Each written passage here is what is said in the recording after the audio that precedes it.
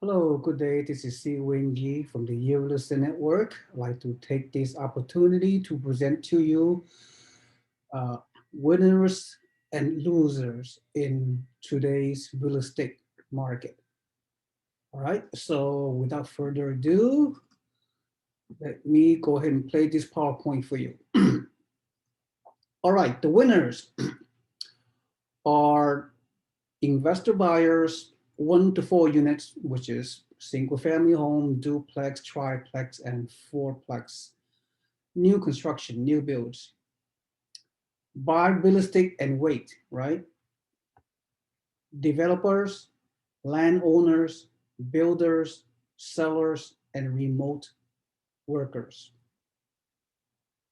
Okay, this is the winners because they are taking action. There are some good profit opportunities awaiting these categories of people and organizations. More winners, a handful of Yee network investors who bought in Austin, Texas prior to the year 2020, which is last year. You know who you are. Uh, a handful of you, not that many, but those who bought prior to last year, well, you are laughing all your way to the bank. So I wish more of you did it, but you know, as you reflect back, you're gonna say, "Oh, I should have, could have, would have." I mean, so no regrets. You have to push forward at the right time and invest for the long term. So losers, I will give you a very short list. Investors waiting in the sideline. That is that simple. It's a very simple philosophy. Investors waiting on the sideline. And those are the main losers because they, as a result, due to paralysis by analysis or due to fear, whatever, there are 1,000 excuses out there. But at the end of the day, investors keep on waiting on the sidelines, and many will ultimately do nothing for the rest of their lives. And of course, the others are commercial real estate investing, apartments, retail, multi-units, right? So once again, the best asset class in real estate investing these days are turnkey single family homes. That's the best real estate asset class, bar none. Okay, thank you. All right, market conditions prior to the pandemic. Population trends, growth trends already have exceeded the supply of homes even before the last year's COVID-19 pandemic. So I see the trends already. So for the most part, I'm not surprised by what's going on in this recent past year. Record breaking real estate all over the country. So home builders since the 2008 recession have not kept up with new constructions. So they're in a catch-up mode. And then in government, veteran administration foreclosures, although it's a small niche, something that I know a lot about, has been very successful prior to recent times.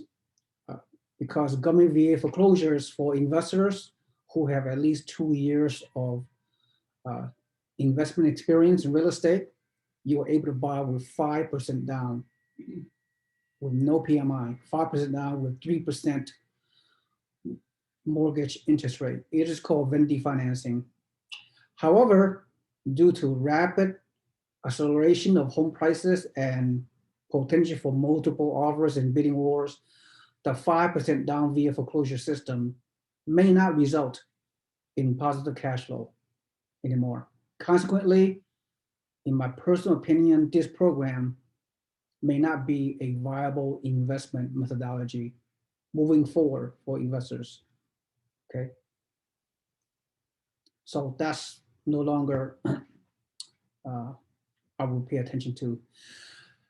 Further market conditions. We all been hearing, I'm just going to repeat this, unless you've been hiding under a rock.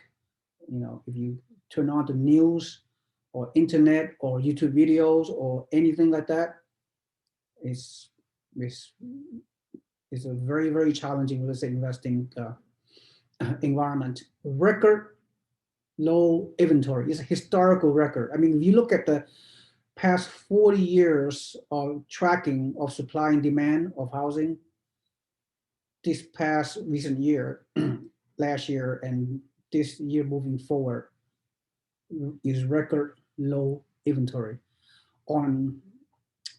We have historic low mortgage interest rate, right? Although the rates are rising just a little bit recently, but still it is a historical low mortgage interest rate. Then you have high demands from primary owner-occupied buyers and also out-of-state investors as well. There are multiple offers and bidding wars everywhere. Okay, so right now, this is a seller's market. This means the sellers are dictating the prices and terms, etc. Okay, they are in control, the sellers, not the buyers. For those of you contemplating doing 1031 tax-deferred exchanges, it could be very challenging, especially when you do a new build. You're not going to see homes are completed within 180 days for you to facilitate that transaction. So, and then getting loans for investors is also very challenging. You got to be highly qualified, number one, and even then, the loan transaction itself is going to take a while because of the market conditions, and there'll be a lot of delays, So, but that's the way it goes. And if you're expecting high cash flows, 7% cap rates or higher, and 15% cash on cash returns, especially with new construction, single-family homes, well, you are in for a rude awakening, because the fast rising prices of new constructions will create less cash flow than you would normally expect. So why? Again, high rising prices have far exceeded the corresponding rental rates increases from renters. And so you need to reset your expectations, investors out there, all right? So continuing on with the current market conditions, again, you have to manage your expectations. Things is changing. So if you want really, really high cash flow with respect to buying new builds, again, that's not really happening. So we are experiencing a high appreciation type of investment environment these days for the reasons we just stated. So a 6 month inventory is really a normal market condition, is an equilibrium. It's really simple, economics 101, supply versus demand, economics 101. So 6 month inventory is a normal market condition. So do you know how many markets in a country that have only 1 month inventory, or even less than 1 month, sometimes half of a month, sometimes 2 weeks inventory in their marketplace, which is totally mind-boggling. All these years I've been doing real estate investing, I have never seen any scenario where the inventory is so low. Okay, for example, I know Austin, Texas is a kind of an outlier because of the massive activities going on with respect to migration of high-tech people, high-tech companies moving into Austin from California, and even mainly from California, the Bay Area, and in other areas of the country as well are flocking into Austin. So recently, it's not uncommon to see a property in Austin getting 159 offers. This is one situation in Round Rock, Texas, outside Austin. 159 offers for one house. Other situation that we've been hearing recently, the other homes, there's many homes listed for $250,000 single family home in the resale market. That is right. Uh, it was listed for it was listed for 250,000, and a few days later, it was sold for 350,000 or higher. Okay, 100 grand above asking. This is crazy. Other homes, higher end homes, of course, not investor homes. We're talking owner occupied type of buyers. Some homes in Austin was listed for 500,000, but they were sold for 550 to 600K, even slightly higher. And some homes even in the luxury market in the Austin area were listed originally for 1 million, but it was sold for 1.4 million, 400 grand over asking. So homes are, I mean, this is not going to happen. And it just cannot, this is not sustainable, right? We all know that. But who knows? Nobody have a crystal ball. So again, in Austin, you have 10, 20, 30% over asking. I mean, this is crazy. It's just insane. So Austin is a one unique example, but you could make the argument that everywhere, every city in the U.S., all 350 MSA, which is metropolitan uh, uh, MSA, metropolitan, what's that word? Area, oh yeah, metropolitan statistical area is MSA, where this around 350 cities. You can make the argument that every city, every area, doesn't matter if it is Bay Area or Southern California or Texas or Florida or North Dakota or Montana even, or New Hampshire, every city in over the country, there are low inventory, massive demands, and there are multiple offers and bidding wars 10, 20, 30% everywhere. Okay, so crazy, crazy, crazy. So, but the problem is those are in the resale market, right? Out there in the regular resale homes.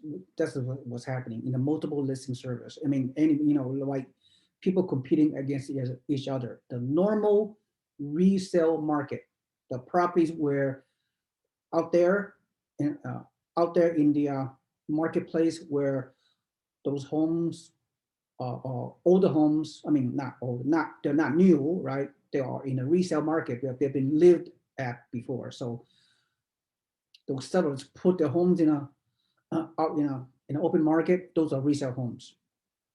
So as a listing investor, I challenge you, do not play the resale game, because you're not going to be successful, especially you buy from out of state, right? You're gonna go crazy.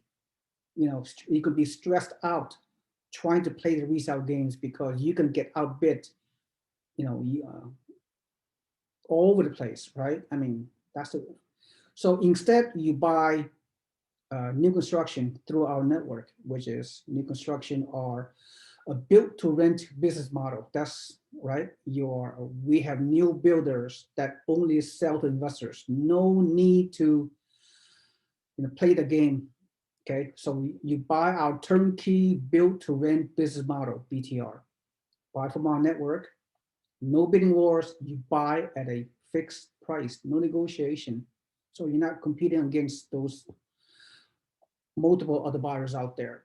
So at the same time, the new builds prices are increasing due to lumber shortages and what have you. It's crazy. I mean, the lumber prices have skyrocketed. So builders they have no choice but to increase their prices on a quarterly, monthly, even on a weekly basis. So when you have an opportunity, reserve the lot in the area that you want to buy, in the area that we're promoting, cash flow properties, typically single family home, less than 250K. Look, if you're going to buy a single family home rental property, Anywhere in the country, there are more than 250K, you're not going to cash flow. Okay, for the most part, it's just not. The returns, the numbers does not work. So that pretty much eliminate you from a large percentage of the US. Okay, so single family home, 250K, that is a sweet spot. So by process of elimination, anywhere to the west of the Mississippi, you're not going to get these kind of prices. So buy in the south and southeast, right? The way, at least new constructions in the good areas. So reserve your lot so you can lock in your contract price. During the 6 to 9 months of construction time, the builders may likely increase their prices on a quarterly, monthly, and weekly basis, as I discussed. So when you close escrow, you may have walk-in equity. So you make money in real estate on the buy. So we have massive shortage of lumber, construction workers, home appliances, etc., causing builders to increase their prices to cover their profit margin, as I stated. Some builders are asking buyers to pay more during construction time frame, even though the buyer have already locked in their price initially on a contract price.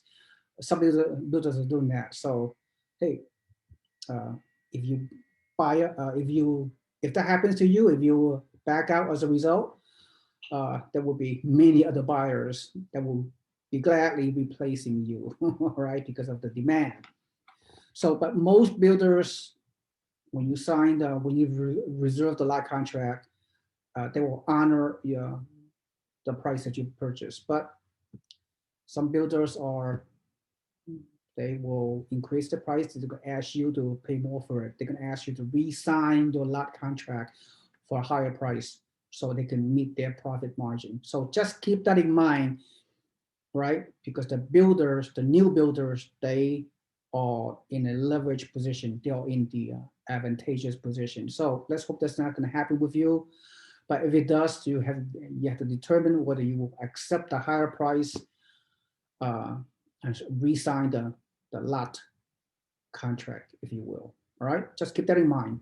So construction, there will be construction delays due to COVID-19, as well as delays with getting the permits from the city, which may cause the delay of your construction beyond 1 year. So this could mean a lot that you reserve on a new build today may not close until the first quarter or even the second quarter of 2022, which is more than a year away, right? You put yourself on a wait list 2 or 3 months before the lot address is available for you to sign the lot contract. Then beyond the 2 or 3 months of signing the lot contract, then you take another 6 to 9 months to construct the house. That is a timeline. So you have to be very patient. So again, if some of you may not like the new builds for whatever reason, well, you can buy in the Midwest market. In the Midwest market, they have more inventory, lower prices, and a higher cash flow, but lower appreciation potential. So you have to determine what business investment model you wish to pursue, all right? So there's pros and cons of it in each. Again, if you're doing 1031 tax-deferred exchanges, some of our new build network markets may not work because of the delay in getting the permit, delay in construction, delay in everything. So you need, on 1031, you need 180 days to purchase a replacement home on a home that you sold in order to, and then not pay the capital gains tax to trigger the 1031 exchange, all right? So, all right, so this is the typical cash flow you're going to get in new construction, okay? So, which is not so bad, right? So you know, this house is I think it's 235,000. A typical new builds build to rent model that we're promoting here in Florida, 235K, rents for 1,800. You put 20 to 25% down payment, you can achieve around $500 monthly net cash flow, which is not so bad, right? So 20 to 25% down payment, the capitalization rate is around 5 to 6%. cash on cash returns a little bit below double digit, but the potential for appreciation is very, very strong, especially right now, right? And then another property, new construction, as you can see. So I'm not gonna go over the numbers on your own, you can do that, but the number's pretty decent. But if you delay in purchasing, then the next phase will be of construction of available lots will be higher in prices. So that's the detriment of delays for investors. Okay, so and again, this is another new construction. This is a duplex located in Cape Coral. Pretty decent numbers, not not really high cash flow, but you offset that by potential for appreciation in the next few years at least. So again, I don't have a crystal ball, but given what's going on with the low inventory, high demand, and the migration into Florida and Texas, so I could make the argument that your property could appreciate 7 to 10%, maybe even more in the next 3 years. Then beyond that, the market will come back to normal once the supply are keep up with the demand later on, when we may achieve market equilibrium whereby supply equals demand. So but still it all depends on the local market. It all depends on the specific area. Is not nationwide, right? Real estate is local, especially for investors. So every market is different. So, but the next 3 to 4 years is a tremendous potential equity play, if you will, for investors. And then after that will be a normal appreciation, maybe some slight correction, but the correction is not a purely negative word. A correction may not mean that the house at that time going to go down in value, right? Your house on a real estate correction, you may have a lower appreciation potential, or even 0% appreciation, or even 5% reduction of prices at that time. But that's not a major red flag. So you invest for the long term, as long as you are getting the cash flow, right? Because you bought it at such a low interest rate as an investor in the mid threes, 3.5, whatever. But as long as you have a consistent cash flow you're getting, right? If you invest for the long term, 5, 10, 15, 20 years down the road, you can overcome any type of bubble or correction in the local marketplace in the specific area that you purchase. But some people are, predicting a crash. I don't know about that, right? Because again, I go by the economics. Economics is the 101, right? As long as demand exceeds supply, I do not see a crash. It's just my thought, right? So real estate prices will continue to increase because it's very, very hard for the supply to catch up. Because if you have only like 1 month of supply at any given time, and 6 months is a normal market, so it takes a lot for the supply to catch up. So it ain't gonna happen that quickly. So expect housing prices to increase quite nicely in the next few years before it will subside and then go to the normal historical appreciation, which is 3 to 4% on normal conditions. Okay, so the next 2, 3, 4 years will be, I believe, will be an amazing equity appreciation potential. Again, it all depends what area, what market, what city, what neighborhood. So, but we are in most of the great neighborhoods, as you noticed by now. All right. Okay. In Austin, this is our cash flow for Austin area, Austin Metro. Cash flow again is not very high based on this purchase price, $235K. The net cash flow is only $224. But once again, you're buying for potential appreciation for the next few years. I know I don't like to talk appreciation that much because that's an unknown factor. But in the past, I don't like to talk about it. I always talk about if the cash flow, that is that's the foundation of a successful plan for buying real estate. But given the current market conditions or the reasons we stated, uh, equity appreciation is a very strong possibility, at least in the next few short years. All right. So in summary and recap, again, the winners in this extraordinary historical real estate market conditions are the people that are buying new builds in the good markets, mainly in Florida and Texas, Austin and San Antonio, and then in Central Florida, right? And then Southwest Florida. Those are the, in my opinion, are the best, are the winners, okay? It may take several more years before supply of homes will catch up with the current pent-up demand, as I stated earlier. After the pandemic, more sellers will put their homes in the market, but not enough to meet the 6 months inventory requirement for equilibrium, as I stated a moment ago. So therefore, several more years of potential for appreciation. Buyers are trying frantically to build more homes, but they are clearly in a massive catch-up mode. Okay.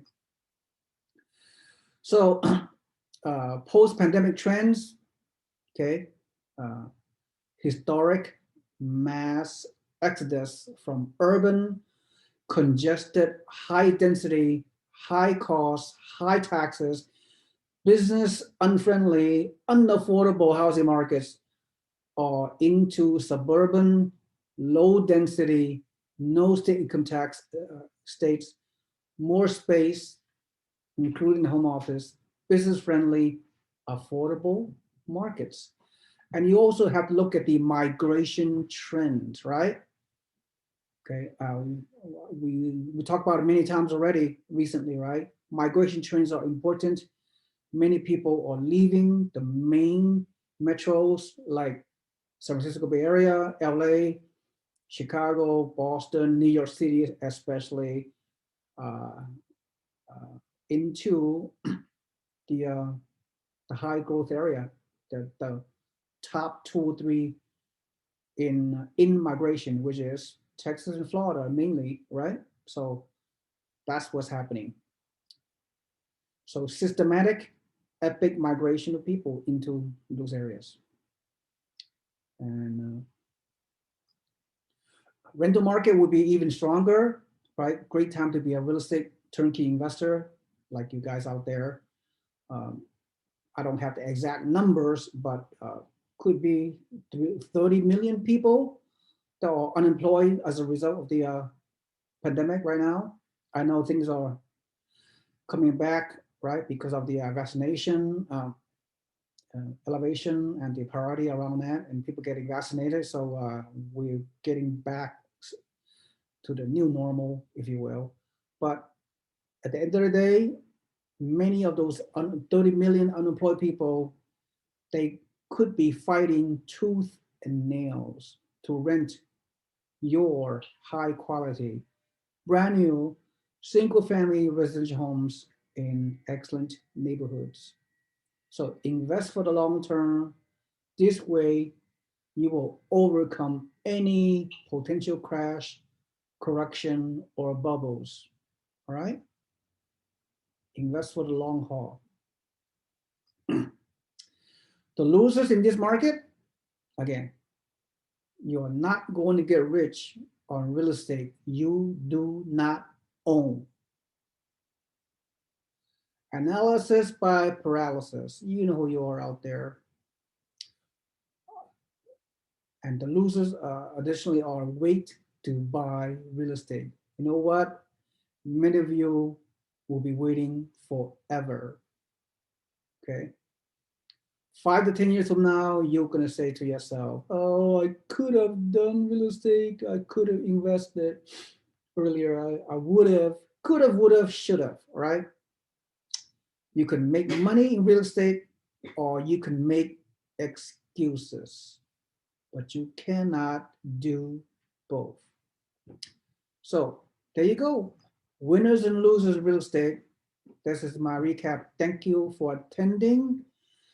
I hope to inspire you to take action and so you can achieve your financial freedom goals for you and your family and for generations to come, and the legacy will transfer for generations to come.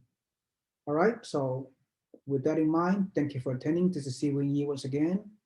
Have a blessed day. Bye bye.